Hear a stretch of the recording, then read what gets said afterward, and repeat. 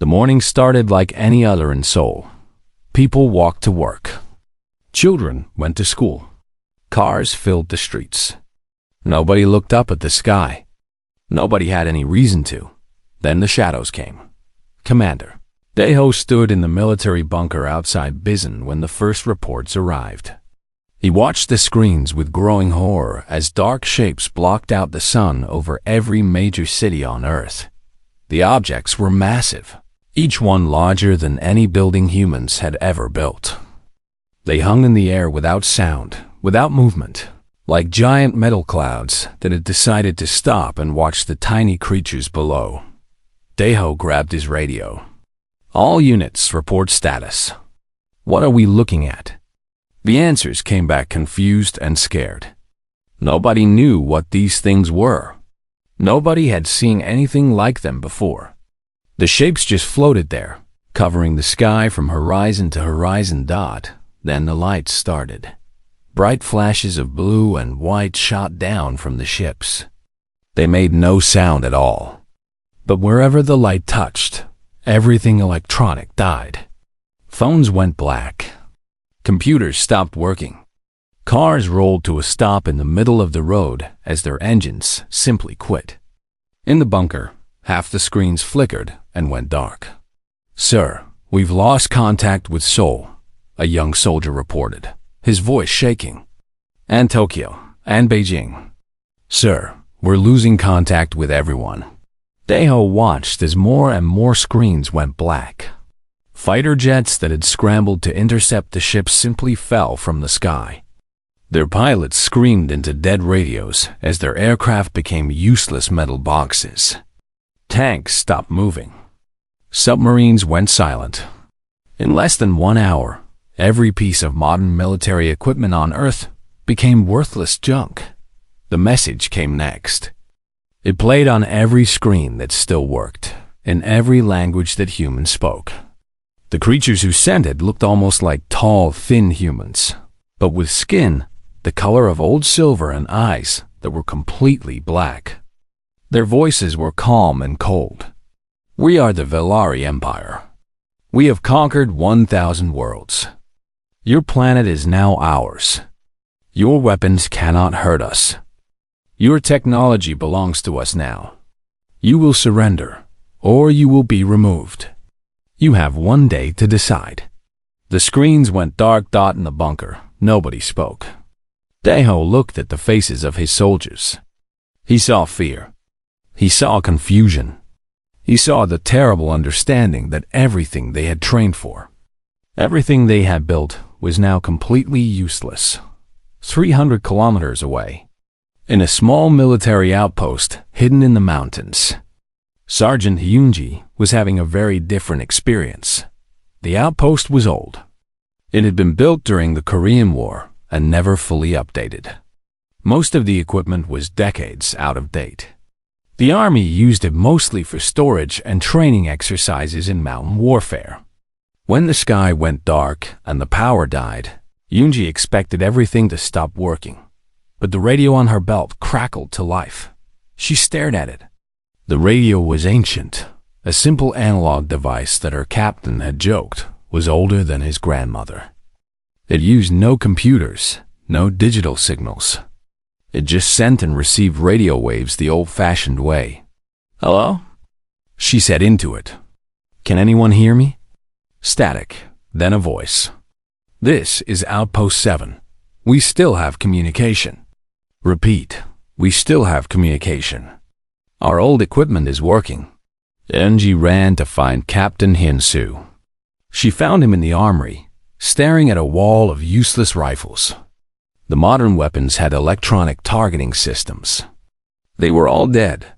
"Sir," Hyunji said, breathing hard. "The old radios work. The analog ones." Hyun-soo looked at her like she was crazy. "That's impossible. Everything is dead." "Not everything." Hyunji held up her radio. "This still works. And sir, there's more." She walked to the back of the armory, to a section that nobody ever visited. Dust covered the shelves. Old wooden crates sat stacked against the walls. My grandfather served here. He told me they never threw anything away. She opened one of the crates. Inside, wrapped in old cloth, were rifles. Not the modern kind with computers and electronics.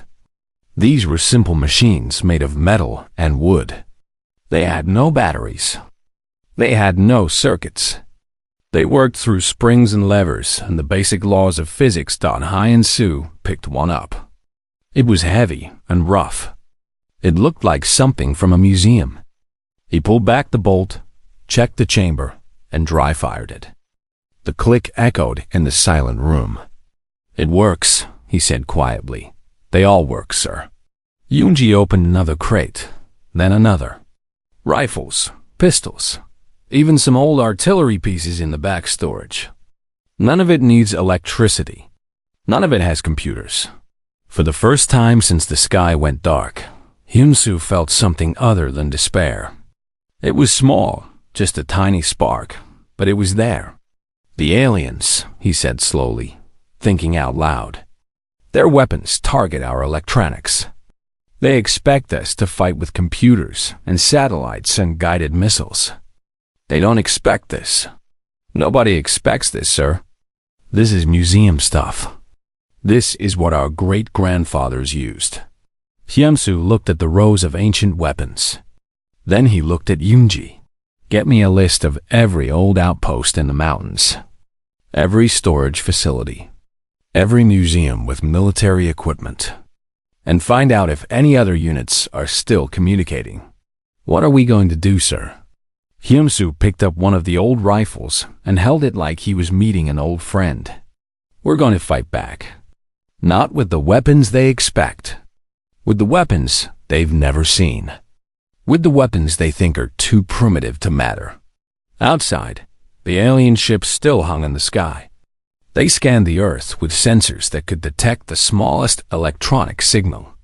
They tracked heat signatures and radar emissions and digital communications. They were absolutely certain that they had disabled everything dangerous on this small blue planet. They did not scan for wooden stocks and iron sights. They did not look for simple machines that worked without power. They did not consider that humans might fight with anything other than their most advanced technology. This was their first mistake. It would not be their last. The cities fell one by one. Seoul burned first, then Tokyo, then every major city that refused to surrender. The Valari did not use fire or bombs. They used gravity weapons that crushed buildings into dust. They used pulse cannons that turned steel into liquid. They walked through the ruins like giants, stepping over anthills, and the humans who survived ran into the hills and forests and mountains. Lieutenant Jie had been a military historian before the invasion. She had spent 15 years studying old wars, old weapons, old tactics. Her colleagues had called her work useless. Why study ancient battles when modern wars were fought with drones and satellites? Now, hiding in a cave with 30 survivors, Jie realized that her useless knowledge might be the only thing that could save them. The Valari technology works by disrupting electromagnetic fields. She explained to General Tai Wu, who had escaped from Seoul with a handful of soldiers. Anything with circuits, anything that uses digital signals, they can shut it down or track it. But mechanical systems, simple machines that work through physical force alone, those are invisible to them. Tai Wu was an old soldier. He had fought in battles where technology decided everything. The idea of going backwards seemed insane to him. "You're telling me we should fight a war with antiques. I'm telling you that antiques are all we have left." Jia spread out a map she had drawn by hand. "There are storage facilities across the country, museums, private collections. The Korean War never really ended, General. We've been keeping old equipment for 70 years, just in case. Rifles, artillery, ammunition. All of it still works." The general stared at the map for a long time. Then he nodded slowly. "Do it. Find everything you can." Operation Iron Memory. Across the country, Small teams began the dangerous work of raiding the forgotten places. They moved at night without lights, without electronics. They used hand signals and whispered words. The Valari ships passed overhead constantly, scanning for any sign of resistance, but they found nothing. How could they? They were looking for electromagnetic signals, and there were none to find in a small village near the eastern mountains. Engineer Yuna made a discovery that would change everything. She had captured a piece of Valari equipment, a small device that had fallen from a damaged drone. When she opened it, she expected to find technology beyond human understanding. Instead, she found something that made her laugh out loud. "It's all connected," she told the others. Every piece of Valari technology talks to every other piece. Their weapons, their armor, their vehicles, everything. It all depends on a central computer system. Without that system, nothing works. "So they're even more dependent on technology than we are," said Captain Hyun-soo, who had traveled from his mountain outpost to join the growing resistance. Much more. Their soldiers wear powered armor that makes them strong and fast, but without power, the armor becomes a prison. Their guns need network approval to fire. Their ships need constant communication with a central AI to fly. Yuna held up the broken device. "They've conquered 1,000 worlds because their technology is better than everyone else's. They've never faced an enemy who could function without technology at all." This information spread through the resistance like fire. The Valari were not invincible. They were slaves to their own machines. And humans, who had survived ice ages and famines and countless wars, knew how to live without machines. Private Dongwoo proved this better than anyone. He was young, only 22, and he had grown up in a farming village where his grandfather still hunted with an old rifle. The rifle was almost 100 years old, passed down through 4 generations. It had no scope, no computer, no fancy features. It was just a simple tool that threw metal very fast and very accurately. When a Valari scouting party entered his village, Dongwoo did what his grandfather had taught him. He climbed a tree, controlled his breathing, and waited. The Valari soldiers walked through the empty streets. Their sensors showed no threats. Their armor told them they were safe. They did not look up. Dongwoo's first shot hit the lead soldier in the neck, the only spot not covered by armor. The alien fell without a sound. Before the others could react, Dongwoo fired again and again. 3 soldiers dead in less than 10 seconds, killed by a weapon their sensors had completely ignored. The news of Dongwoo's victory spread quickly. For the first time since the invasion, humans had killed Valari soldiers. Not with missiles or bombs or advanced technology, but with a simple rifle and a patient farmer who knew how to shoot. More volunteers came forward. Hunters who had grown up in the mountains. Old soldiers who remembered training with mechanical weapons. Craftsmen who knew how to make bullets and repair ancient guns. The resistance grew from dozens to hundreds to thousands. Sergeant Unji organized training camps in hidden valleys. She taught young soldiers how to use weapons their parents had never seen, how to aim without computers, how to clean and maintain mechanical systems, how to fight in silence without the electronic chatter that modern armies depended on. "The Valari think we're primitive," she told her trainees. "They think their technology makes them gods. But technology is just a tool.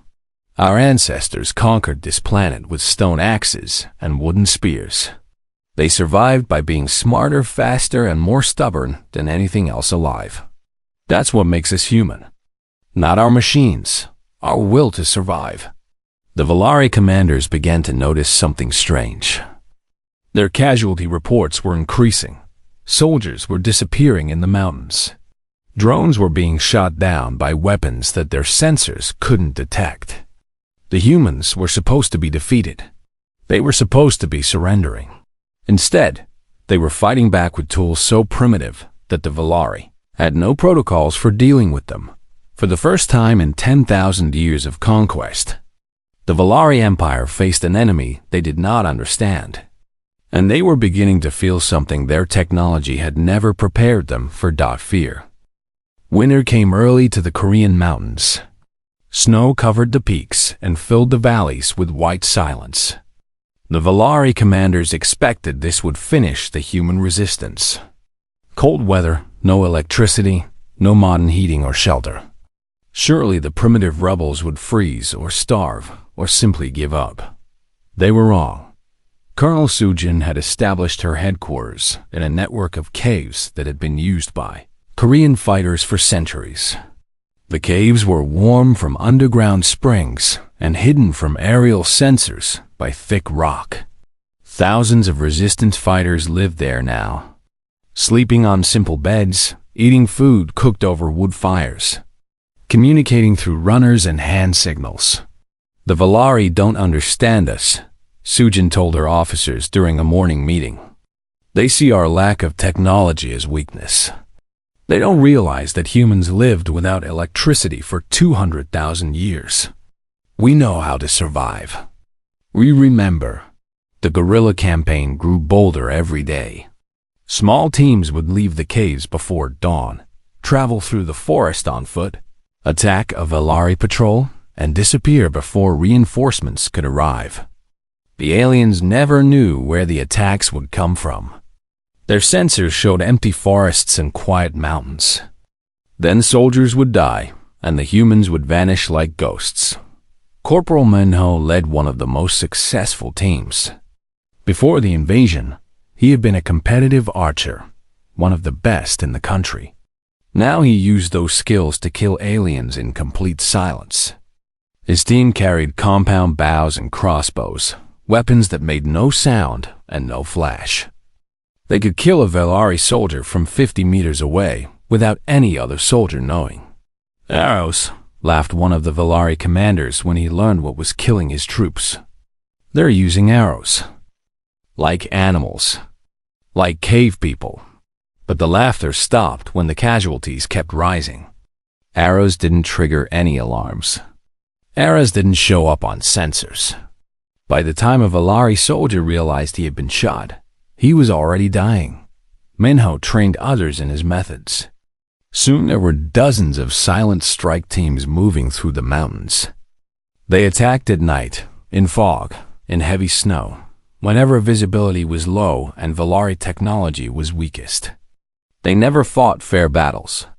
They struck and ran and struck again, wearing down the enemy one soldier at a time. Deep in the caves, Dr. Hyun worked miracles with almost nothing. She had been a surgeon in Seoul before the invasion, used to operating with the most advanced equipment in the world. Now she worked by candlelight, using tools that would have been familiar to doctors 100 years ago. Knives and thread and alcohol for sterilization. No computers. No imaging machines. Just her hands and her knowledge and her absolute refusal to let her patients die. She also made a discovery that would prove crucial. When treating wounds from Valari weapons, she noticed something strange. The aliens who were captured and injured seemed to heal very slowly. Simple infections that human bodies fought off easily became life-threatening for Valari prisoners. Their immune systems are almost non-existent, Hyun explained to Sujin. They've lived with perfect medical technology for so long that their bodies have forgotten how to fight disease. A simple cold could kill them.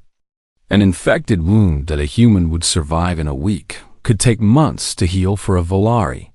This information became a new weapon. Resistance fighters began contaminating water sources near Valari camps with simple bacteria.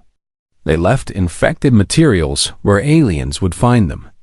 Within weeks, sickness spread through the occupation forces. Valari soldiers who had never experienced illness in their lives suddenly found themselves weak and feverish. Their medical technology unable to cure diseases it had never encountered. The biggest victory came when a team led by Sergeant Yoonji captured Admiral Keth, one of the highest-ranking Valari officers on Earth. The operation was almost embarrassingly simple. They dug hidden pits along a road the Admiral's convoy would travel. They covered the pits with branches and snow. When the Valari vehicles passed over them, the ground collapsed and the vehicles fell. The alien soldiers scrambled out of their damaged vehicles, but their powered armor had been damaged in the fall. They moved slowly, clumsily, like people trying to walk through deep water. The resistance fighters surrounded them with simple rope nets, tangling the aliens' limbs and pulling them to the ground. Sharpened bamboo spears did the rest. Admiral Keth was found hiding in his command vehicle, trying desperately to call for help on a communication device that the resistance had already jammed with a simple radio transmitter. When Yunji's soldiers dragged him out, he looked at them with pure terror in his black eyes. "This is impossible," he said, his voice shaking. "We have conquered 1,000 worlds. No species has ever resisted us like this." Yunji knelt beside him, her grandfather's rifle resting on her shoulder. "Maybe you've never met a species like us before. You have no technology. You fight with sticks and rocks and metal tubes. How can you possibly win?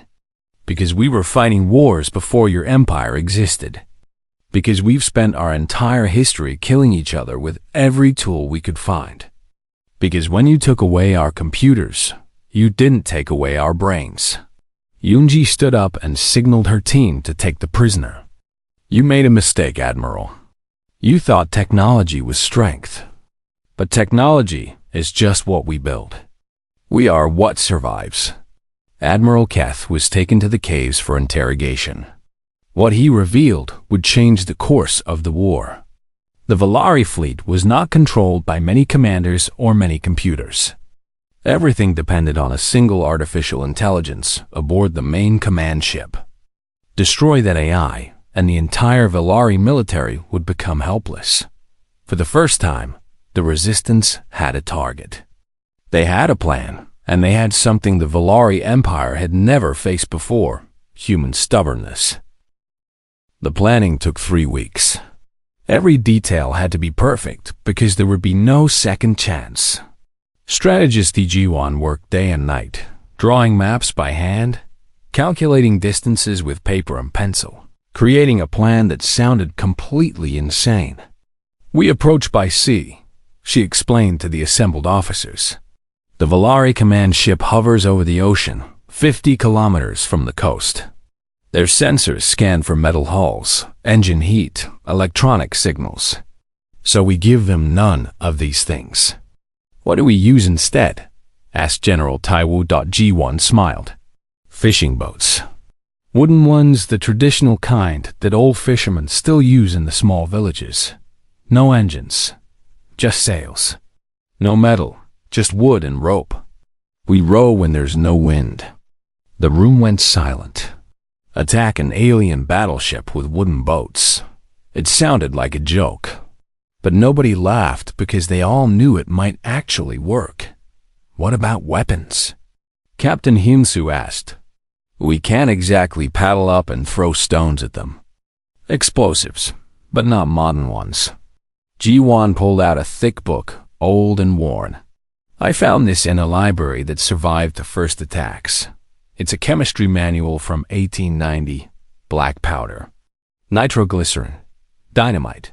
All of it can be made with basic materials, and none of it uses electronic detonators." Engineer Yuna took over. "I've studied the captured Valari technology. Their AI nexus is located in the center of the command ship, protected by multiple barriers. But those barriers are designed to stop energy weapons and electronic attacks. They're not designed to stop someone walking in with a bag of old-fashioned explosives." The strike team was chosen carefully. Captain Hinsu would lead. Sergeant Yunji would be second in command. Private Dongwu, now famous across the Resistance, for his sharpshooting skills, would provide cover fire. Corporal Minho would handle silent elimination of any guards. And Technician Subin, who had studied the captured Valari equipment more than anyone else, would locate and destroy the AI nexus. 5 people, 5 wooden boats. Enough explosives to bring down a mountain. The night before the mission, Private Yejin found Colonel Sigjin standing alone at the cave entrance, looking up at the stars. Yejin was barely 20 years old. She had been a university student before the invasion, studying literature. Now she carried a rifle older than her grandmother. "Colonel," she said quietly, "can I ask you something?" Sujin nodded. "Why are we still fighting?" "The Valari have ships that can destroy cities. They have weapons we can barely understand. We're using antiques and homemade bombs. The odds are impossible." Sujin was quiet for a long moment. Then she spoke, her voice calm and certain. "Do you know how humans first conquered fire? We didn't have special tools or technology. We picked up burning sticks from lightning strikes and figured out how to keep them lit. When we wanted to cross oceans, we didn't wait for engines to be invented. We built boats from logs and sailed into the unknown. When we wanted to reach the stars, our first calculations were done on paper, by hand, by people who had never seen a computer." She turned to face Yejin. "We're human. We solve problems. We adapt. We survive. Not because we have the best technology, but because we refuse to quit. The Valari have conquered 1,000 worlds because every other species gave up when their technology failed. They don't know what to do with an enemy that keeps fighting without it."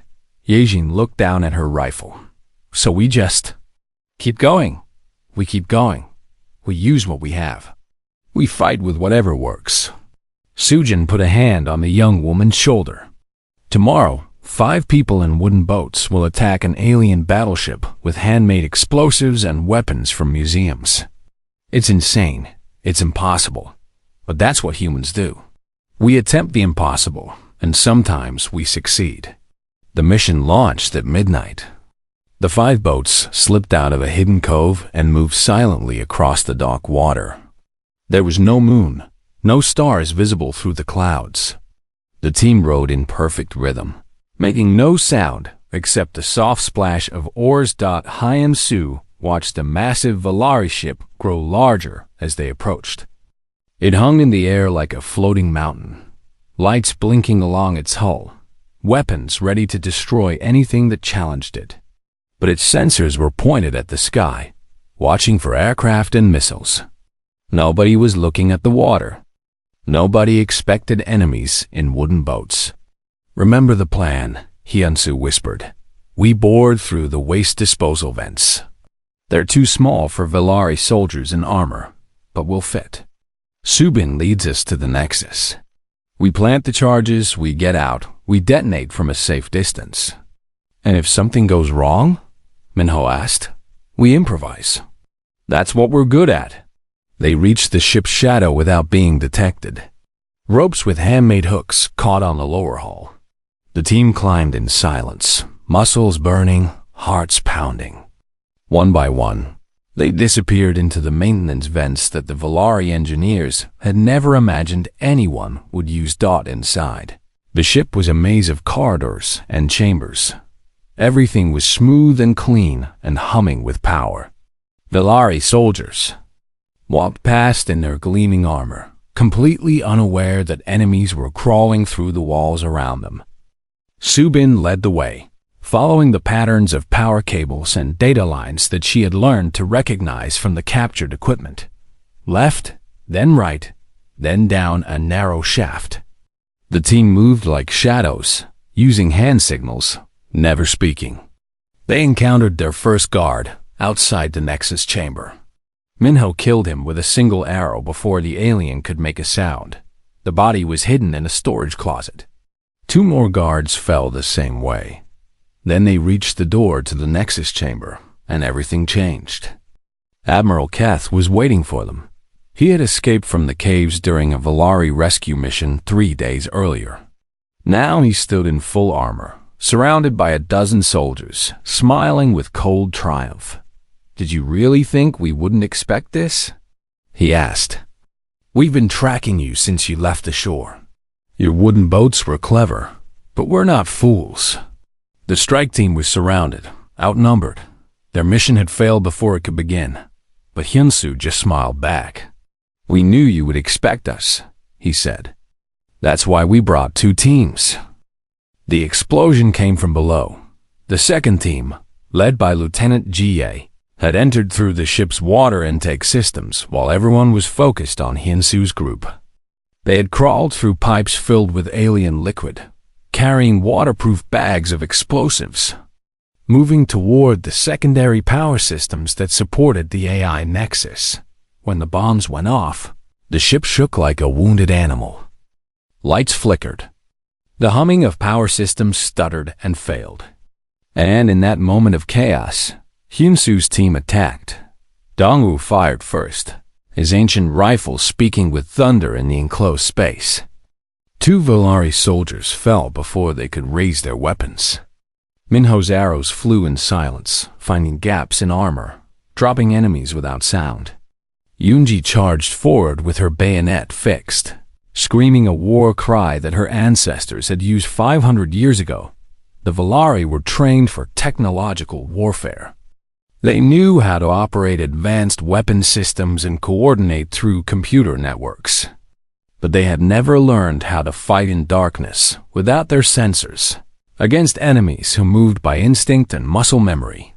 Hyunsu grabbed Admiral Keth by the throat and threw him against the wall. The alien's powered armor was flickering, damaged by the power disruption.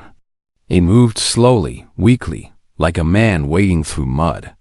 "You conquered 1,000 worlds," Hyunsu said, breathing hard. "But you never learned to fight without your machines." "This changes nothing," Keth gasped. "Our fleet will destroy your entire planet. You've killed 1 ship's crew. We have thousands more. Do you?" Subin was at the Nexus door, working on the manual release with a simple crowbar. "Your entire fleet is controlled by this one AI. Every ship, every weapon, every soldier. What happens when we destroy it?" The door crashed open. Inside, the AI Nexus pulsed with blue light, a massive pillar of crystal and metal that hummed with the power of 1 billion calculations per second. This was the brain of the Volari invasion. This was what made their empire possible, and it was completely undefended. The Volari had never imagined that anyone could reach this room. They had never installed manual locks or physical barriers. Why would they? Their sensors would detect any threat long before it. Arrived dot, except their sensors couldn't detect wooden boats and handmade explosives. And soldiers without electronics. Subin began planting charges around the base of the Nexus. Her hands moved quickly, connecting fuses made of simple cotton ropes soaked in chemicals. The same kind of fuses that humans had used in mines and quarries for 200 years. "You can't do this," Admiral Keth said, real fear in his voice now. "Without the Nexus, our soldiers won't know how to fight. Our ships won't know how to fly. You'll kill millions of my people." Yoonji looked at him with cold eyes. "You killed millions of ours. You burned our cities. You crushed our homes. Did you expect us to forgive that? We offered surrender. We gave you a choice. No, you gave us slavery or death." Yoonji turned away from him. "We chose a third option. We chose to fight." The charges were set. The team retreated through the corridors, moving faster now, not caring about silence. Behind them, Volari soldiers tried to pursue. But their armor was failing. Their weapons were misfiring. Their communication systems were screaming with static. Minho took a hit in the shoulder from a Volari pulse pistol that managed to fire once before dying. Dongwoo carried him while Yoonji covered their retreat with her grandfather's rifle. They reached the maintenance vents, climbed down to the outer hull, and dove into the dark water. The boats were waiting. Jihee's team was already there, wet and exhausted but alive. They rowed with desperate strength, putting distance between themselves and the massive ship. When they were a kilometer away, Hyunsu pulled out a small device. It was absurdly simple, just a battery, a wire, and a switch. Technology so basic that a child could understand it. Technology so old that the Valari had never thought to scan for it. "For Earth," he said, and pressed the switch. The Nexus exploded in a column of blue fire that punched through the command ship like a fist through paper. The ship shuddered, broke apart, and fell into the ocean in pieces. And across the entire planet, every Valari soldier stopped moving. Their armor locked up. Their weapons went silent. Their vehicles crashed. For 10,000 years they had relied on their AI to tell them what to do, how to fight, where to go. Without it, they were helpless. Human soldiers emerged from hiding places around the world. They found Valari troops standing frozen in the streets, unable to move, unable to fight, unable to even call for help. Some tried to surrender. Many simply stood there, waiting for instructions that would never come. The war was over in hours. The remaining Valari ships fled, their crews barely able to operate their vessels without the AI that had always guided them. They left behind thousands of prisoners and mountains of advanced technology that humans would spend decades studying. 1 month later, General Taiwu addressed the United Nations. The building had been damaged in the invasion, but it still stood. Like humanity itself, it had survived. The Valari made one mistake, Taiwu told the assembled leaders. They assumed that technology was evolution. They believed that any species advanced enough to matter would be completely dependent on machines, just like them. They never imagined that we might choose to fight without technology. They never understood that our greatest weapon isn't something we build. It's what we are. In a small village in the Korean mountains, Sergeant Yoonji stood in her grandmother's house.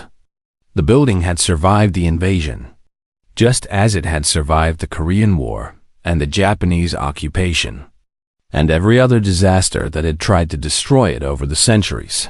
She held her grandfather's rifle in her hands. The same rifle that had killed the first Valari soldier. The same rifle that had helped save humanity. Her young niece, Somi, watched with wide eyes. "Will you teach me to shoot it, Auntie?" Yoonji smiled and hung the rifle above the fireplace, where it had hung when her grandfather was alive. "Someday. When you're older. But I hope you'll never need to use it. What if more aliens come?" Yoonji knelt down to look her niece in the eyes. "Then we'll fight them. Just like we fought these ones. Not because we have better technology or stronger weapons, but because we're human. We survived ice ages with nothing but animal skins. We crossed oceans with boats made of wood. We went to the moon with computers weaker than your toys. And when aliens came with all the power of a galaxy, we beat them with rifles our great-grandfathers built." She hugged the child close. "Technology doesn't make us strong.